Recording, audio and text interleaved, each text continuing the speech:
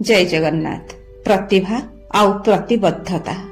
प्रतिभा हेउछि भगवानଙ୍କର दान, किंतु प्रतिबद्धता हेउछि मनुष्यर परिचय। प्रतिभा आमको आरंभ रास्ता देखाए, प्रतिबद्धता ସେହି ରାସ୍ତାରେ ଆଗକୁ ନେଇଯାଏ। କେବଳ ପ୍ରତିଭା ଥିଲେ ସଫଳତା ନିଶ୍ଚିତ ନୁହେଁ, ପ୍ରତିବद्धତା ଥିଲେ ସାଧାରଣ ମଣିଷ ମଧ୍ୟ ଅସାଧାରଣ ହୋଇ ଉଠେ। ପ୍ରତିଭା ଆଲୋକ, ପ୍ରତିବद्धତା ତେଲ, ଦୁହେଁ ମିଶିଲେ ଜୀବନ ଦୀପ ନିରନ୍ତର ଜଳିଥାଏ। ପ୍ରତିଭା ସ୍ୱପ୍ନ ଦେଖାଏ, ପ୍ରତିବद्धତା ସେହି ସ୍ୱପ୍ନକୁ ସତ୍ୟ କରେ। ପ୍ରତିଭା ଥାଏ ଅନେକଙ୍କ ପାଖରେ, କିନ୍ତୁ ପ୍ରତିବद्धତା ଥାଏ କମ୍ ଲୋକଙ୍କ ଜୀବନରେ। ପ୍ରତିଭା ହେଉଛି ବୀଜ, କିନ୍ତୁ ପ୍ରତିବद्धତା ହେଉଛି ମାଟି। ପ୍ରତ୍ୟେକ ମନୁଷ୍ୟ ଭିତରେ କିଛି ପ୍ରତିଭା ଜନ୍ମ ସିଦ୍ଧ ଭାବରେ ଥାଏ, କିନ୍ତୁ ବୀଜ ଯଦି ମାଟି, ପାଣି ଓ ସମୟ ନ ପାଏ ସେ ଗଛ ହୁଏ ନାହିଁ।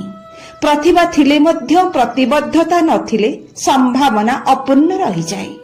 ପ୍ରତିଭା ଦେଖାଏ ମୁଁ କଣ କରିପାରିବି, କିନ୍ତୁ ପ୍ରତିବଦ୍ଧତା ସାବ୍ୟସ୍ତ କରେ ଆଉ କରି ଦେଖାଇ ଦିଏ। ପ୍ରତିବଦ୍ଧତା ହେଉଛି ପ୍ରତିଭାର ସାର୍ବଜନୀନ ପ୍ରମାଣ। ପ୍ରତିଭା ଆଲୋକ, ପ୍ରତିବଦ୍ଧତା ଦିଗ୍ଦର୍ଶକ।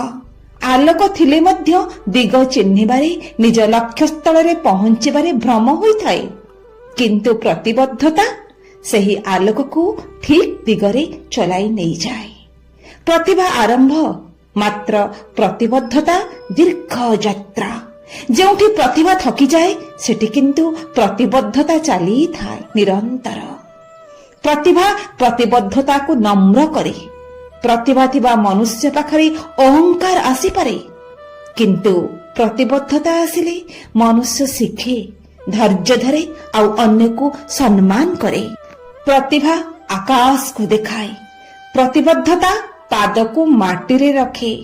ସ୍ୱପ୍ନ ଉଚ୍ଚ ହେବା ଦରକାର, କିନ୍ତୁ ପାଦ ମାଟିରେ ନଥିଲେ ସ୍ୱପ୍ନ ଭାଙ୍ଗିଯାଏ। ପ୍ରତିବଦ୍ଧତା ହିଁ ସନ୍ତୁଳନ ରଖିଥାଏ। ପ୍ରତିଭା ଏକା ଚାଲିପାରେ, କିନ୍ତୁ ପ୍ରତିବଦ୍ଧତା ସମସ୍ତଙ୍କୁ ନେଇ ଚାଲେ। ପ୍ରତିଭା ନିଜକୁ ଆଗକୁ ନେଇଯାଏ, କିନ୍ତୁ ପ୍ରତିବଦ୍ଧତା ଦଳ ତିଆରି କରେ। ସାମୂହିକ ସଫଳତା ଜନ୍ମ ନେଇଥାଏ ପ୍ରତିବଦ୍ଧତା ଯୋଗୁଁ। ପ୍ରତିଭା ଯଦି ଆତ୍ମବିଶ୍ୱାସ, ପ୍ରତିବଦ୍ଧତା ହେଉଛି ଆତ୍ମନିୟନ୍ତ୍ରଣ। ଆତ୍ମବିଶ୍ୱାସ ଆମକୁ ଧୋକା ଦେଇପାରେ, କିନ୍ତୁ ଆତ୍ମନିୟନ୍ତ୍ରଣ ଆମକୁ ଠିକ୍ ପଥରେ ରଖେ। ଏହି ଦୁଇର ସମନ୍ୱୟ ହିଁ ସଫଳତା। ପ୍ରତିଭା ସମୟ ଚାହେଁ,